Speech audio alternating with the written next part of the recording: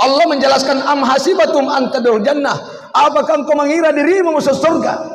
Nah kalau bukan masa ngelem utama surga, apa kalau kalian utama surga? Walamma ayatikum mazalul ladzina halau min qablikum masatumul basa wad dharra wa zulzilu hatta yaqula rasul wal ladzina amanu. Sebelum nyata bagi Allah siapa yang bersungguh-sungguh ingin menegakkan kebenaran. Itu tidak gampang itu surga, Pak. Memang kita mengatakan syahadat, iya benar. Sholat iya, tapi sejauh mana tentang keikhlasan kita dalam beragama? Sejauh mana halalnya songkok kita, sandal kita? Siapa tahu sandal kita haram yang kita pakai, baju kita harus diseleksi baik. Kita harus memikirkan bagaimana agama Allah Subhanahu wa taala. Bahkan di dalam surah Al-Imran 142, am hasibatum an tadkhulul jannah, apakah engkau mengira dirimu masuk surga? Walamma ya'lamillahu alladziina jahadu minkum wa ya'lamas sabirin. Sebelum nyata bagi Allah siapa yang bersungguh-sungguh jihad untuk menegakkan suatu kebaikan. Imam kami Ustaz Nasta'in Muhammad SPD.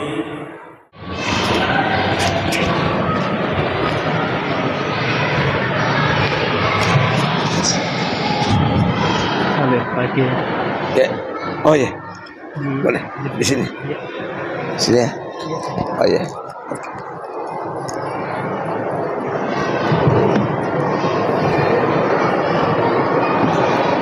Bismillahirrahmanirrahim. Assalamualaikum warahmatullahi wabarakatuh. Alhamdulillahirabbil alamin. Assalatu wassalamu ala Rasulillah. Asyhadu an la ilaha illallah wahdahu la syarikalah wa asyhadu anna Muhammadan abduhu wa rasuluh. Allahumma shalli ala sayyidina Muhammad wa ala alihi wa sahbihi ajmain, amma ba'd. Jamaah yang insyaallah dirahmati Allah Subhanahu wa taala, alhamdulillah. Pada malam ini mari kita sama-sama bersyukur. Kita mensyukurkan Allah untuk melaksanakan ibadah salat berjemaah. Semoga ibadah kita diterima di sisi Allah Subhanahu wa taala.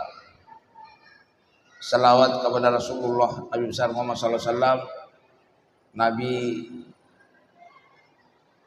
yang kami cintai bersama. Semoga kita diberikan hidayah untuk mengikuti langkah-langkah Rasulullah sallallahu alaihi wasallam. Syukur kepada panitia. Kalau saya tidak salah, hampir setiap tahun ada jadwal saya ya. Ya alhamdulillah. Kebetulan di sini juga ada Ustaz Ilyas dan beberapa sahabat. Kalau saya tidak salah ingat, mungkin saya sudah 10 tahun juga di sini ya. Alhamdulillah. Saya tanggal mulai malam 12 sampai ke Sinjai, ke Bulukumba, Bantan, Jende Ponto, pas 20 Ramadan masuk di markas untuk itikaf. Pada kesempatan ini saya akan coba mengangkat satu ayat dalam surah Al-Baqarah ayat 193. A'udzu billahi minasyaitonir rajim. Bismillahirrahmanirrahim. Wa qatiluhum hatta la takuna fitnah wa yakuna ad-dinu lillah. Jadi kita lihat dalam surah Al-Baqarah ayat 193 kalau salah. Ya. Wa qatiluhum hatta la takuna fitnah, berjuanglah engkau wahai manusia. Ya, jadi hidup ini adalah perjuangan. Sampai apa target perjuangan hidup ini? Hatta la takuna fitnah, tidak ada lagi fitnah. Tidak ada lagi fitnah antara sesama manusia, khususnya umat Islam. Tidak ada lagi ghibah, tidak ada lagi buruk sangka antara sesama manusia. Itu target perjuangan. Karena hidup ini kalau penuh fitnah, penuh ghibah, penuh buruk sangka dalam berkawan, di mana saja kita berada pasti tidak enak. Apakah satu kantor, satu lingkungan, satu RT, satu rumah, yaitu target daripada perjuangan. Kalau ayat kutiba alaikumussyam itu dianjurkan berpuasa, saya kira manfaatnya luar biasa, baik hubungan kepada Allah, baik kesehatan secara pribadi, tapi waqatilu wa talaqqu fitnah adalah perjuangan untuk orang lain. Kalau puasa untuk dirinya sendiri, untuk memantapkan dia punya spiritual. Jadi tidak cukup, harus kita berjuang untuk sebaik manusia punya manfaat kepada yang lain. Kepada yang lain ini tentunya kalau kita urut, bermanfaat kepada orang, menolong orang, orang sakit atau bagaimana, yang tertinggi adalah bagaimana menolong orang untuk selamat di akhirat. Itu yang tertinggi.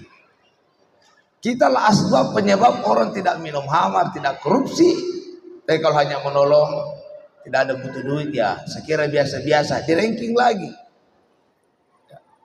Wa yakuna dinu lillah, sehingga tidak ada suatu aturan yang berlaku di dunia ini atau di mana saya berada kecuali aturannya Allah Subhanahu wa taala. Itu merupakan target atau target dalam kehidupan, fi sabilillah. Wajahid fi sabilillah.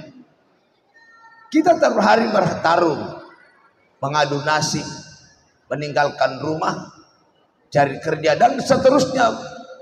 Pasti tiap hari kita bergerak dalam mempertahankan hidup, menjaga rumah tangga dari kelaparan, dari kemiskinan. Tapi mari kita berenung, apakah perjalanan kita di sabilillah, aturan Allah, jalannya menurut Allah, atau sabilit taghut, atau jalan di luar daripada Allah, berjalan sesuai selera masing-masing, ya. Tidak peduli lagi halal haram. Jamaah yang syallah rahmat Subhanahu wa taala, kita banyak mempelajari ilmu pengetahuan. Di Indonesia ini ada urusan jenjang sekolah SD, SMA, perguruan tinggi dan seterusnya. Tapi mari kita berenung, sejauh mana pelajaran kita mengajarkan tentang halal dan haram. Coba kita berenung, ada enggak di kurikulum kita, baik fakultas ekonomi, ada enggak di situ halal haram? Kayaknya enggak ada, Pak. Mendapatkan keuntungan sebanyak-banyaknya, tapi tak apa mengenal lagi tentang zakat. Hampir coba cek. Ya untunglah kalau masjid ini suka ada pengajar, ya pengajar terus. Karena sulit kita selamat manakala kita kembali sabilillah. Ya tidak ada itu haram. Pokoknya mau nipu orang, yang penting ya sogok kiri kanan, lobby kiri kanan, mengambil hak orang, proyek disunat, belum lagi nih 300 triliun lagi, tidak tahu apa lagi nih. Itu kira-kira jamaah sekalian. Kalau masyarakat umum mencuri ayam, ya masih pencuri. Kalau ada yang merampok rumahnya orang atau mengadan di jalan, cambak, itu perampok. Tapi kalau berdasi mencuri, apa namanya? Itu saya ambil bahasa halusnya korupsi lah. Tapi kalau saya peluka, jangan bilang korupsi itu orang berdasi, bilang pencuri. Anda telah mencuri uang negara sekian, jangan diperhalus. Kasihan ya, masyarakat kecil pencuri, yang lain koruptor. Inilah zaman-zaman modern, tetap begitu juga masalah sosial. Kalau dulu ada istilah hostes perempuan, pelacur, tapi di tempat-tempat modern elit namanya PSK. Apa itu? PSK diperhalus, pekerja sosial komersil. Berarti persinahan ini dilegalisir oleh negara. Ini kita harus tantang jemaah sekalian. Tidak boleh. Karena berdasarkan undang-undang negara, kita ini adalah punya dasar negara, ketuhanan yang Maha Esa. Al-Quran melarang persinahan. Mudah-mudahan di Maros ini, ya Pak Bupati dan seluruh yang terkait, tolonglah jangan cuma bulan Ramadan ditertibkan tentang makanan di pinggir jalan, akan tetapi bulan Ramadan juga ini bulan Syawal, bulan berkah, jangan sampai ada pelacuran di daerah kita. Kalau kita tidak bisa berjuang secara skala Sulawesi Selatan, Maros, kalau tidak bisa di Maros, cak dia mau tandra lidi ke apa ya? Ya begitu caranya. Karena ini perintah. Waqatil fi sabil. Insyaallah Kalau ada kecamatan yang bebas daripada pelacuran, tidak ada lagi seks online yang dipertontonkan, korupsi insya Allah. Kenapa perlu kita kritisi korupsi? Karena penyebab kemiskinan rakyat itu akibat jahil balukka.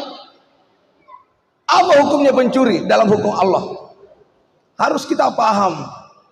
Ya, jangan sampai lebih kita paham KUHP daripada hukumnya Allah. KUHP manusia diperpareki. Bisa benar menurut Allah, bisa tidak. Tapi hukum Allah tidak akan ada cacat, dan kalau diterapkan pasti manfaatnya luar biasa, dan kalau tidak diterapkan pasti mudaratnya luar biasa. Bagaimana hukumnya pencuri dalam Al-Quran? As-sariqu was-sariqatu faqta'u aydiyahuma. Polo ngilimanna. Polo limanna revelo langi. Coba kalau ada korupsi misalnya di Baros, potong di lapangan 3 orang mau potong, pasti bagi model tangannya enak aja pelukanya. Tapi kalau sudah mencuri, sudah dihukum, merugikan uang negara, merugikan rakyat, calo miseng, cale miseng, tau tena sirina, masa tidak punya malu? Kita ikut-ikut Tommy dong. Siapa yang kasih 100 dari itu miseng? Mari jemaah sekalian, ini Al-Quran melarang sama sekali. Sudahlah, Anda tobatlah kepada Allah. Ya, datanglah ke masjid, ikut tarawih. Ya, jangan mulai calon-calon. Kalau pakas baluka ke belah, pakas sirki. Kematon tena untuk bajir para sangat. Jemaah insyaallah rahmat subhanahu wa ta'ala. Ya, ini ceramahnya biasa-biasa, ini tidak keras jadi ceramah. Cuma kita barangkali sudah jauh dari kebenaran. Taskan, tidak boleh, tidak ada itu ceramah keras, yang ada tegas. Nak kau nak tanya kupoin, nak kini rumutong. Kenapa kau tahu itu tas? Kenapa kau sembunyikan? Dan salah satu ancaman Allah kepada orang-orang yang paham agama, menyembunyikan kebenaran itu. Wa taktumul haqqa wa antum ta'lamun. Dia kalau ada mubalik menyembunyikan kebenaran, siap-siap ke neraka jahanam, sering batang. Tidak ada dalam Islam. Bahkan di Quran dikatakan juga, ya tu'minuna bi yakfuruna bi ba'd. Dia mengimani tentang sebagian Al-Quran, dan dia juga tidak mengimani yang lain. Ya toh bisa dibahas yang tidak ada resiko.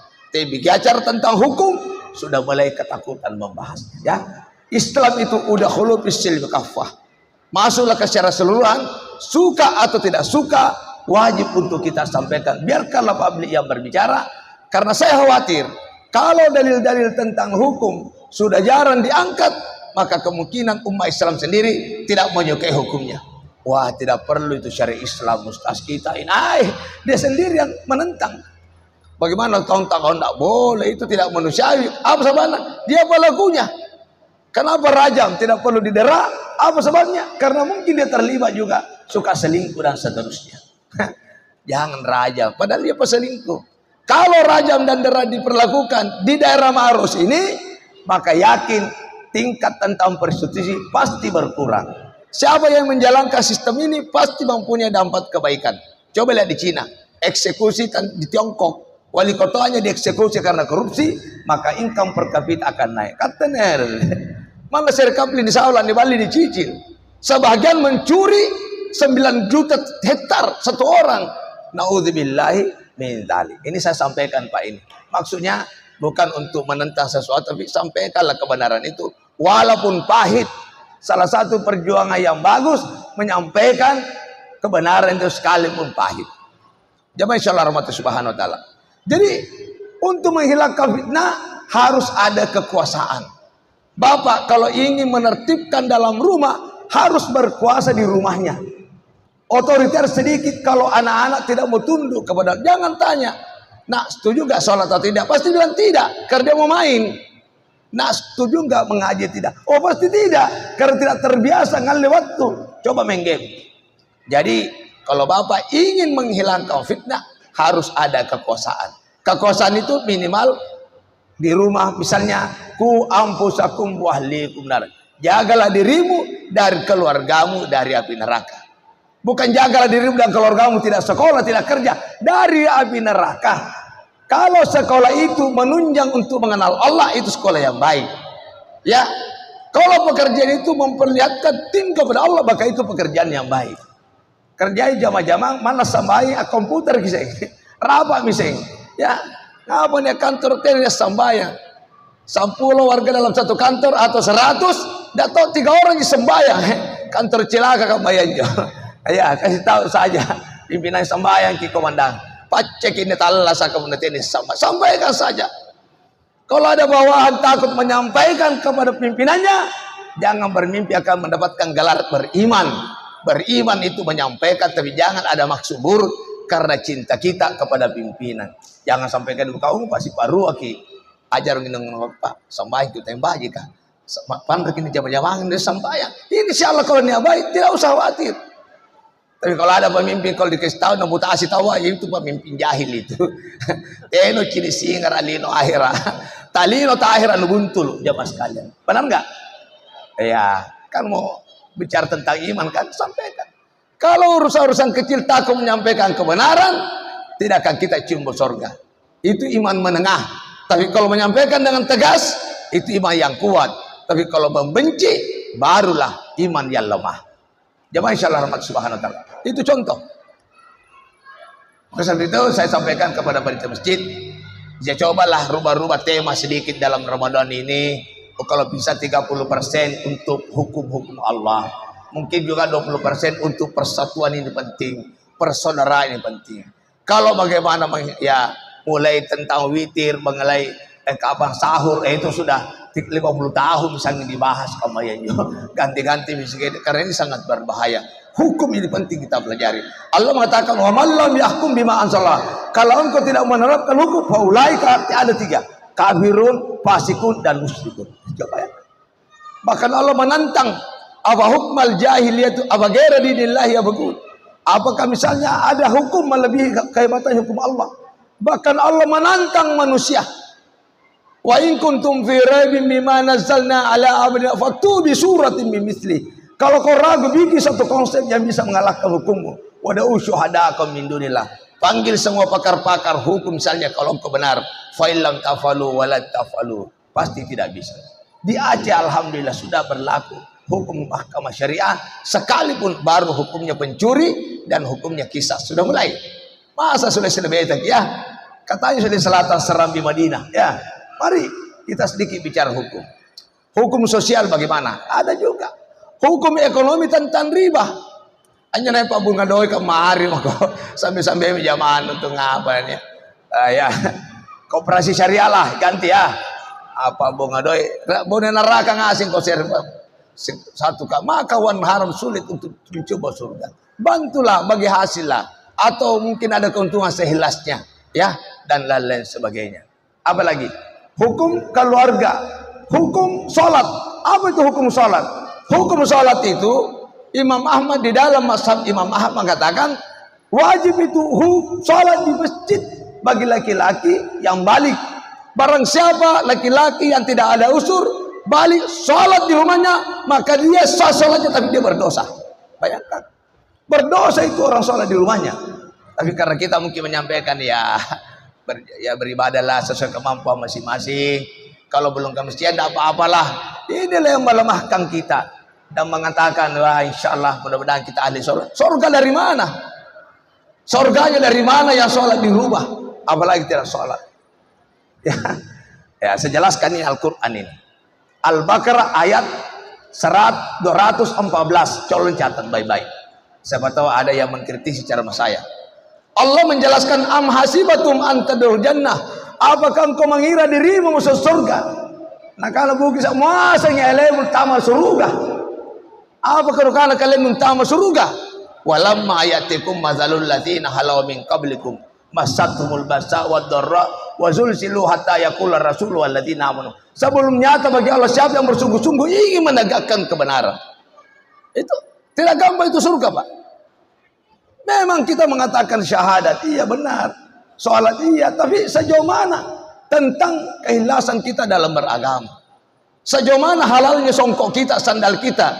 Siapa tahu sandal kita haram yang kita pakai, baju kita harus diseleksi baik-baik. Kita harus memikirkan bagaimana agama Allah Subhanahu wa ta'ala. Bahkan di dalam surah Al-Imran 142, am hasibatum an tadkhulul jannah, apakah engkau mengira dirimu masuk surga, walamma ya'lamillahu alladziina jahadu minkum wa ya'lamas sabirin. Sebelum nyata bagi Allah siapa yang bersungguh-sungguh jihad untuk menegakkan suatu kebaikan. Saya lihat 10 tahun terakhir jumlah jamaah kita kayaknya ini sama lagi 10 tahun lalu ya. Mari ya, marilah ya. Iyalah ya. Mari, ibu-ibu kayaknya lebih banyak. Jamaah insyaallah rahmat subhanahu wa taala. Ini kira-kira gambaran tentang Al-Qur'an. Nah, oleh sebab itu kalau sudah bagus di lingkungan, naik lagi di rumah. Anak kita minimal 5 waktu. Hayya 'alas shalah. 5 waktu. Tadi ustaz kita saya tanya 5 anak. Minimal 5 waktu azan, laki-laki di masjid, perempuan di rumah masing-masing salat. Ibu-ibu kalau waktu azan lagi menggoreng ikan, dilanjutkan gorengannya baru salat, atau dimatikan kompornya, salat dulu baru lanjutkan gorengan? Coba dijawab. Kalau kita lanjutkan gorengan baru salat, jangan pernah bermimpi dekat kepada Allah subhanahu wa ta'ala. Lebih cinta ikannya daripada Allah subhanahu wa ta'ala. Nangyangeng jujukuna ganganna daripada Allah subhanahu wa ta'ala. Nah, gampang itu. Matikan itu. Atau jangan mencuci, jangan memasak waktu azan. Tunggu sudah azan. Jangan bikin perjanjian jam berapa pertemuan, jam 12 waktu sembahyang. Bila sudah duhur, sudah asar. Jangan waktu-waktu sholat kita adakan perjanjian yang ngasih silakan orang bermula aja ya setiap pertemuan bikin jadwal antara sholat ketemu di mana, di masjid. Jangan sange di hotel di mana, itu tempat maksiat, itu hotel. Tempat berzina itu hotel. Tena barakan telalang kalau pertemuan di rumah Allah dan kita doa kepada Allah subhanahu wa ta'ala. Makal ke mana ya, ada apa-apa lah sekali-sekali ya. Karena belum tentu juga kita ketemu 1 tahun. Jamaah insyaallah rahmati subhanahu wa ta'ala. Ini gambaran. Nah, oleh sebab itu dulu pertimbangan. Ku ampusakum wa ahlikum nar. Kemana nak? Ke Unhas. Oh ya, sekolah. Ingat nak, duhur di mana? Asar di mana nak? Ya, maghrib di mana? Ya, begitu juga istri, Pak, di mana kita salat duhur? Itu dikontrol suami. Salatnya dikontrol. Jangan di video call terus. Sang curiga kasihkan ke janda, jangan, biarkan dia itu. Tidak mungkin cari janda kalau dia beriman kepada Allah subhanahu. Begitu juga suami, Bu, sudah sholat duhur, sholat maghrib, ayah, tolong anak-anak, Bu, saya lagi cari nafkah, coba panggil mengaji. Tidak usah khawatir, jangan saya kandra di kutana, apa sih kandra mak? Palu butung, sok kontrol, saya kandra mak, ini pikir, kontrol itu istri dengan. Karena suami itu ada 3 fungsinya, mengantar istrinya ke surga dan anaknya. Bukan hanya nafkah lahir dan batin. Dan oleh sebab itu perempuan, kalau mau ada yang lamar, tanya agamanya. Pun latena bagian matanya kau terimai. Lapan tamu kau neraka salang. Cari laki-laki itu yang bisa memang mengantar kepada agama. Ya, jangan suka mengukur kehebatan laki-laki itu dengan gagahnya, dengan pakaiannya, dengan wannya, agamanya. Ya. Mari begitu juga perempuan, laki-laki juga cari wanita-wanita soleh yang kira-kira jarang keluar rumah sehingga bisa melahirkan anak-anak yang soleh. Nah, oleh sebab itu ini perjuangan yang keras karena media sosial begitu kuat. Nah, oleh sebab itu ya mas kalian, itu dulu yang perlu dikontrol. Nah, saya suka mengambil 4 poin. Apalagi dalam Ramadan ini perlu tahajud. Saya suka mengatakan tahajud itu penting karena tahajud itu tidak pernah tinggalkan Nabi. Bukan cuma dalam bulan Ramadan. Kalau perlu sudah taruh tahajud. Kalau tidak mampu 8, 4, 2 minimal jangan tinggalkan maqamam mahmuda. Kalau bapak mau dimuliakan Allah tanpa proposal, itu tahajudlah. Allah muliakan. Otomatis itu. Bayangkan orang tertidur, Anda bangun. Dan siapa yang suka mengamalkan agama, dia akan dimuliakan oleh Allah secara otomatis. Coba lihat sejarah orang yang mengurus agama. Di Maros ini ada berapa ulama. Ya, di Pare, Ambo Dalle, Gurtambo Dalle, Yunus Maratang, Muid Yusuf, di Bone, Pentakalie, di Sinjai, Marsuki Hasan, Jabal Asiri, Ki Haji Muhammad Nur, orang Maros yang sulit dilupakan. Biar 1 tahun, 10 tahun, 30 tahun, 100 tahun. Coba yang tidak mengurus agama, Pak. Ya, paling tinggi seminggu di kalau pengasih. Padahal dulu waktu hidup tokoh. Sekarang begitu banyak toko, telepon pensiun, telepon mengurangi. Coba aja, ya enggak? Apalagi artis Elvis Sukaisi talam nih. Ada juga dulu polisi yang yang meninggal terkenal dengan lagu Indianya itu, Norman ya. Ya 1 tahun populer hilang. Agama Bapak sulit dilupakan orang. Biar mengurus masjid, biar sebagai protokol kurangi rolo juga dosa batang subah. Jadi perkenalkan Rasulullah kita kenal keragama, sahabat kita kenal keragama, semua tokoh kita kenal keragama. Secara nasional bagaimana Harvest Dik, bagaimana Buya Hamka. Jadi Bapak kalau mau dikenal, uruslah agama Allah Subhanahu wa taala. Tokoh agama. Ya. Kalau kita tokoh agama pasti tokoh masyarakat. Tapi kalau kita tokoh masyarakat belum tentu tokoh agama. Mari kita menjadi tokoh agama ya mas kalian. Kalau sampai itu ku ampusukum ahli kunar. Kalau anak kita 3 tidak bagus sholatnya, tunggu ada masa di narkoba, tunggu ada masa dia nyolong, tunggu ada masa memalukan orang tua. Maka buang sedikit waktunya, kurangi sedikit waktunya. Kalau anaknya sulit dikendalikan, minta pensiun dini bagi pegawai. Atur kiro nanti apa anak pun tenas sampai anak kau pertama dilempar ke api neraka. Kasih tahajud penting. Kalau sebab itu saya suka mengatakan, teman-teman kalau jarang tahajud jangan dulu bicara perjuangan agama, bicaralah yang lain-lain. Yang kedua, kalau jarang ke masjid jangan bicara dunia saja. Anda tidak punya berhak membahas tentang puasa, salat, pun jarang ke masjid.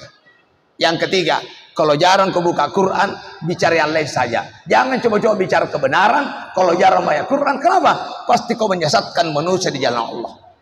Menurut pendapat saya, menurut pengalaman saya, apa pengalaman? Menurut Quran, kira-kira begitu. Menurut hadis, oleh sebab itu, jemaah sekalian, usahakan sebelum meninggalkan dunia atau dalam Ramadan, coba beli Quran. Usahakan ada terjemahannya. Katanya ini bahasa Bugis sih, tenis yang batonna. Lebih bagus kita membaca 1 halaman atau artinya daripada hafal 2 juz, 3 juz, baca 2 juz, tamat 2 juz, tenis tembatonna. Dan tidak mungkin agama didapatkan hanya lewat taklim-taklim yang cuma 20 menit. Per jam kita buka, akhirnya kita diskusi menurut Allah, menurut Rasulullah SAW. Coba kalau jarang, menurut siapa? Kita bicara tiap hari dari pagi sampai malam, menurut televisi lah, menurut kebudayaan. Padahal kebudayaan itu belum tentu benar. Yang keempat, jangan coba-coba berbicara tentang umat kalau anak Anda tidak jari 5 waktunya masjid. Laki perempuan tidak rajin di mengenai waktu. Kalau perlu seleksi jawab penceramah. Penelitian anak bayi anak-anak tembok panggil kia ceramah. Apa tolo-tolo jauh waktu. Kalian lagi sawal salam apalagi to marai. Kata omong tuh sampai-sampai naik. Si sampai-sampai mau naik. Cek ke girong. Kemai 5 waktu anak-anak. Ya karena ini agama ini bukan mau dibicarakan, mau diamalkan. Dan Islam itu adalah teladan. Saya juga ada anak 5. Saya tidak berani naik ke mimbar kalau tidak rabi sama punya anak. Alhamdulillah orang sudah hafal Quran. Ya 2 di Mesir. Dan memang kusur minta lampak. Mereka kontra balap untuk sambaya. Nah karena laru itu tua. Laru nenek nak dong. Lupa kemana tuh juga tidak ada cucu. Nah tidak sambaya. Tapi bawa aku tuh bawa aku. Tapi baju aku dong. Alhamdulillah dia kawin. Cucu daripada Ustaz Marzuki Hasan di Sinjai baru-baru ini sudah nikah. Ini kira-kira. Jadi sekali lagi karena waktu sangat singkat, saya ulangi lagi. Maka ini tadi, kalau kita memang laki-laki harus tegas, ya. Jangan mau dikalah dengan istri, apalagi urusan agama. Jangan mau dikalah sama anak. Tegas. Kalau wilayah agama nak, kurewo kok. Tapi kalau wilayah pribadi dunia, kasih memang anak dong. Nangen tu doa kak sariami. Jangan kita ribut tegas masalah uang dan kita lemah masalah agama. Mari, insyaallah wa insyaallah. Ini perjuangan Pak. Belum tentu kita keras, kita mendapatkan keburukan pas sama kita rasif agama. Lebih baik kita berpisah kalau memang masalah prinsip. Tapi insyaallah jangan sampai wilayah prinsip kita bersaudara, berkawan, dan wilayah yang tidak penting adalah kita tinggalkan. Ya saya akhiri bahwa ada 4 dalil tentang pentingnya agama. Pertama saya sebut saja karena waktu. Pertama surah Al-An'am 32. Yang kedua surah Al-Imran ayat 14 zina. Yang ketiga surah Al-Baqarah ayat 201. Ya, yang keempat surah Al-Qasas ayat 77. Wabatiki fi mata, kalau dah kecil sekali itu nilainya dunia. Tapi dunia tempat bertaruh untuk memperdaulat pahala. Yang kedua adalah kenikmatan. Kenikmatan itu ada 3. Yang pokok, tidak takut selain Allah, dia ridha Islam ini agamanya, dan dia bersaudara karena Allah. dan dia juga bermusuhan karena Allah. Oleh sebab itu, jemaah sekalian insyaallah subhanahu wa taala, saya sering disampaikan Ustaz, ada anak saya 5. Alhamdulillah sudah sukses semua.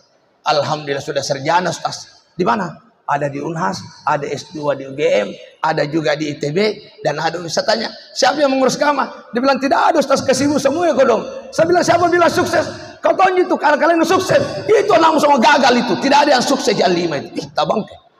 Maksudnya, kau tahu yang bilang sukses. Yang sukses itu yang mengurus agama Allah. Anak saya Ustaz di Unhas, dia mengurus musala. Itu yang sukses. Yang mengurus musala itu ujungnya yang dilihat. Alhamdulillah saya sudah kerja Ustaz, ada jaksa. Terus siapa yang ngurus agama? Sibuk. Tapi jaksa menyelamatkan korupsi dan menghukum, itu yang sukses. Jadi pekerjaan itu adalah ujungnya yang dilihat. Itu yang dikatakan bismillahirrahmanirrahim, dengan nama Allah ujungnya pekerjaan. Oleh sebab itu ya Mas Allah, sekalipun kita ini miskin tidak bisa sekolah, sekalipun kita tidak mempunyai apa-apa, sekalipun mungkin gagal rencana dunia, sabarlah mungkin terbaik. Dan siapa yang mengurus agama Allah, maka dia dimuliakan. Minta hidayah kepada Allah. Ada 2 hidayah yang kita minta kepada Allah dalam salat, ihdinas siratal mustaqim dan rabbighfirli warhamni wahdini, minta hidayah. Karena sekalipun kita mau menegakkan hukum, sekalipun kita mau mengaji, sekalipun kita memperbaiki keluarga, sekalipun ceramah ini kita siap, tapi kalau tidak didaya, dilupa itu si nampe ki motor 10 menit kalau pengasih nih. Tapi kalau ada hidayah akan tinggal dalam benak dan kita ketakutan kepada Allah. Kenapa? Di dunia ini tidak ada yang takut kecuali Allah Subhanahu wa taala. Amin ya rabbal alamin. Allahumma rabbana taqabbal minna innaka antas samiul alim wa tub alaina innaka antat tawwabur rahim. Ya Allah, jadikanlah Al-Qur'an yang kami baru bacakan, berikanlah hidayah tertanam ke hati kami ya Allah, hati hamba-hamba khususnya di tempat ini ya Allah. Bimbinglah kami untuk senantiasa rindu dengan ajaran-Mu ya Allah. Bimbinglah kami untuk menegakkan hukum-Mu ya Allah. Minimal keluarga kami ya Allah. Bimbinglah kami memaksakan anak kami untuk tunduk kepada-Mu ya Allah. Memaksakan istri kami untuk tunduk kepada-Mu ya Allah. Dan jadikanlah anak istri kami adalah anak-anak yang soleh ya Allah. Ya Allah ya Rahman ya Rahim. Jadi kalau anak saleh dan anak kami dan istri kami mengontrol juga kami untuk sekali tunduk kepada agama-Mu ya Allah. Ampunilah dosa kami ya Allah. Ampunilah kesalahan kami ya Allah. Begitu banyak waktu Kau berikan kepada kami ya Allah. Kami jarang membuka firman-Mu ya Allah. Kami jarang membuka hadis-Mu ya Allah. Kami merasa dekat kepada-Mu tanpa Quran ya Allah. Ampunilah kami telah ditipu oleh iblis ya Allah. Begitu banyak dalil-dalil ancaman yang ada di firman-Mu yang mengancam hamba-Mu yang tidak dekat kepada Engkau dalam menegakkan agama-Mu ya Allah. Ya Allah, pada hari ini kami memohon ampun, doa kepada Engkau ya Allah. Selamatkanlah kami ya Allah. Kami tidak pernah khawatir dengan kekurangan harta ya Allah. Kami tidak pernah khawatir dengan kehilangan kejabatan ya Allah. Kami tidak pernah khawatir dengan kehancuran sehancur-hancur ya Allah. Kami khawatir manakala kami tidak tegak agama-Mu ya Allah. Kami khawatir manakala kami lalai dalam agama-Mu ya Allah. Kami khawatir masuk neraka manakala Engkau mengadili kami ya Allah. Ya Rahman ya Rahim, turunkanlah hidayah-Mu kepada kami dalam bulan Ramadan ini ya Allah. Jadi kalau kami bangga hanya mengenal Engkau ya Allah. Jadi kalau kami bangga mengurus agama-Mu ya Allah. Jadi kalau kami dalam meneruskan perjuangan Nabi-Mu ya Allah. Jangan Engkau jadikan kami bangga dengan harta dan jabatan dan fasilitas ya Allah. Ya Rahman ya Rahim. Ya Allah, turunkanlah malaikat-Mu agar mendampingi kami setiap saat ya Allah. Sehingga yang keluar dari mulut kami adalah ucapan-ucapan menurut wahyu ya Allah. Gantilah segala otak-otak kami yang suka berpikir tentang keduniaan ya Allah, dengan otak yang senantiasa memikirkan agama-Mu ya Allah. Terimalah doa kami ya Allah. La haula wala quwwata illa billah. Wa sallallahu ala Muhammadin nabiyyin wa rasulullah. Sebelum saya akhiri, saya mohon maaf kepada jemaah. Saya masih ada agenda sehingga saya tidak sempat bersama untuk tarawih bersama. Akhirul kalam. Assalamualaikum warahmatullahi wabarakatuh.